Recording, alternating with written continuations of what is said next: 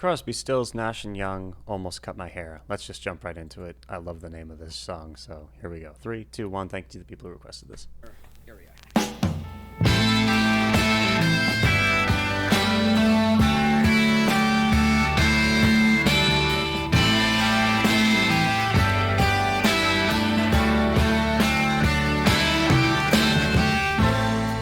Almost cut my hair.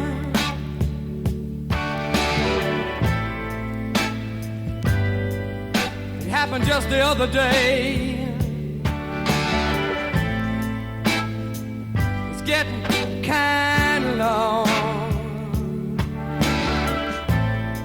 I could have said it wasn't my way, but I didn't, and I wonder why. I feel like letting my freak flag fly. Yes, I feel like I owe it to someone.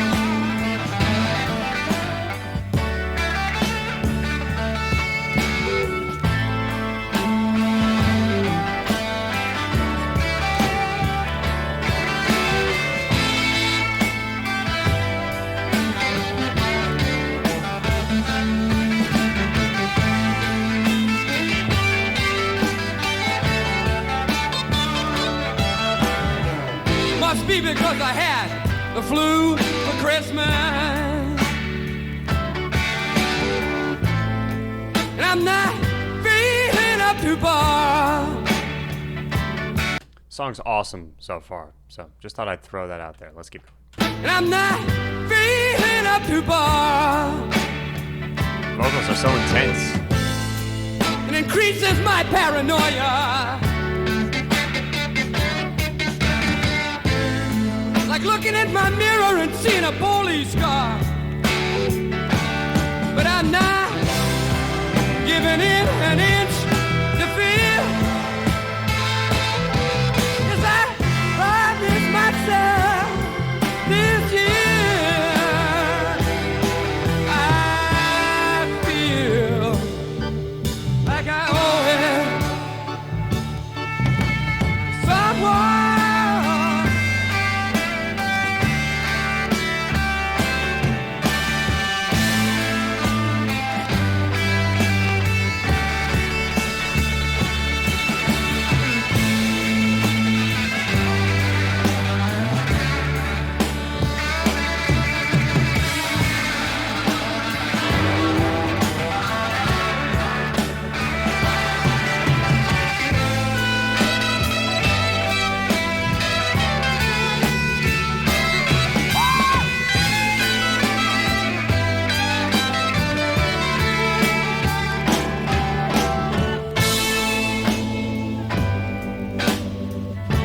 When I finally get myself together, I'm going to get down in that sunny southern weather, and I find a place inside the lab, separate the wheat from the chair. I feel like I owe it to someone, yeah.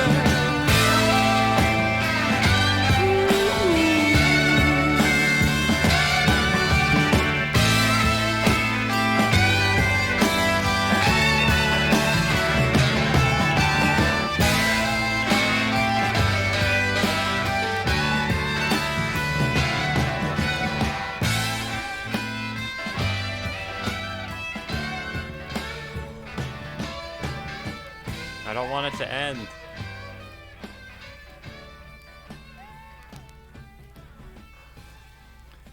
Wow. Dang it, it just cut off. Alright. Yeah, that's off Deja Vu. Top comment is my neighbors learned to like this song the hard way. So glad I was 16 years old when this song blew my mind. It still does, sitting in my room, getting high and crying. I'm 67 now. but these songs keep my generation forever young. Forever young. My music was legendary.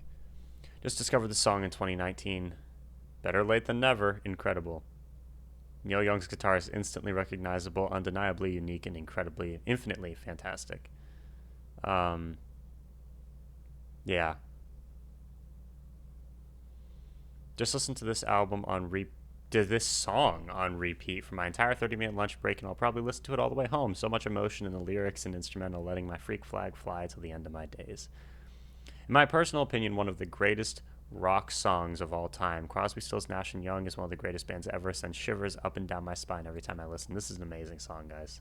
This is one of my favorite CSNY songs I've heard. Like, probably, yeah. This might be my favorite one by them so far. This is the third track from Deja Vu, written by David Crosby. It was one of the few tracks that was recorded in the studio when the entire band who were engaged in internal squabbling. The song, written in simple open guitar chords, features a nearly hoarse solo vocal from David Crosby and some of the most wicked guitar dueling Stephen Stills and Neil Young ever laid down in a studio. Written by Crosby as a reflection of the post-Woodstock nation, it, like the musical Hair, links the fashion of the time with the political and emotional zeitgeist of the baby boomer generation. While some have praised it as celebrating individualism in the face of repression, others call it overblown, self-indulgent hippie rhetoric. Crosby has said it was the most juvenile set of lyrics I've ever written, and it's certainly not great in poetry, but it has certain emotional impact. There's no question about that. Yeah, it's felt like a celebration of individualism. People who would call it overblown hippie rhetoric is, I don't know. Let me look at the exact lyrics, though. I now proceed to entangle the entire area. Almost cut my hair. It happened just the other day. It was getting kind of long. I could have said it was in my way, but I didn't, and I wonder why. I feel like letting my freak flag fly. Yes, I feel like I owe it to someone. Yeah. It's like, it was written in like a conversational style. You know? He sings on this one alone. It's pretty clear he's speaking for the entire band. Freak is used to mean a deformed person, but part of the 60s cultural revolution was reclaiming freak as a term of pride for people who wanted to look or act differently from the mainstream. The alternative, if you will. Crosby is often credited with inventing the term freak flag, but Jimi Hendrix' If 6 Was 9 was recorded in 1969, a year prior to Deja Vu. That song has the lyric, but I'm gonna wave my freak flag high. And of course, a lot of 60s slang was not invented by the singers themselves. They just stuff that they were clever enough to catch hold of before the rest of the world knew the term. If 6 Was 9 was on the Easy Rider soundtrack, a movie that starred Dennis Hopper as Billy, a character who was based on David Crosby, so it comes full circle. Okay. I feel like I owe it to someone.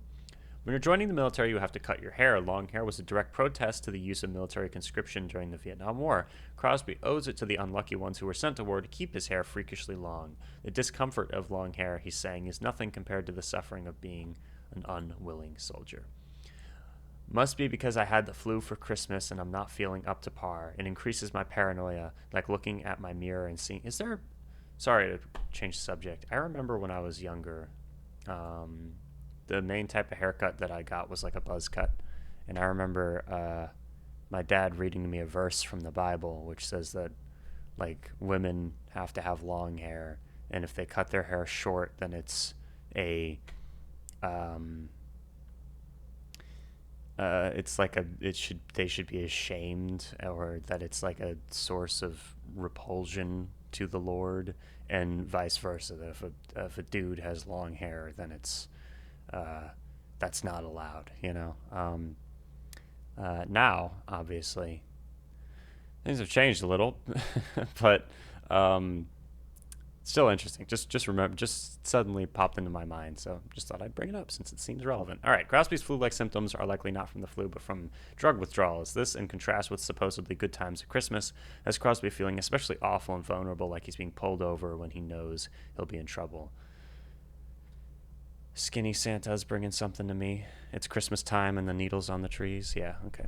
It's also worth noting that these lyrics were written soon after Crosby was arrested for possession. I'm not giving in an inch to fear because I promised myself this year, and I feel like I owe it to someone.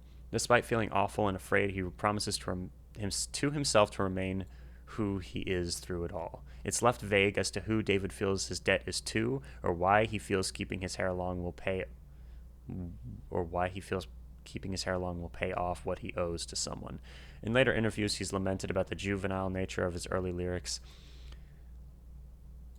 I don't entirely understand that perspective. Maybe when I'm older I will. But currently, I also, when I write my own stuff, I sometimes think about that. How will this age?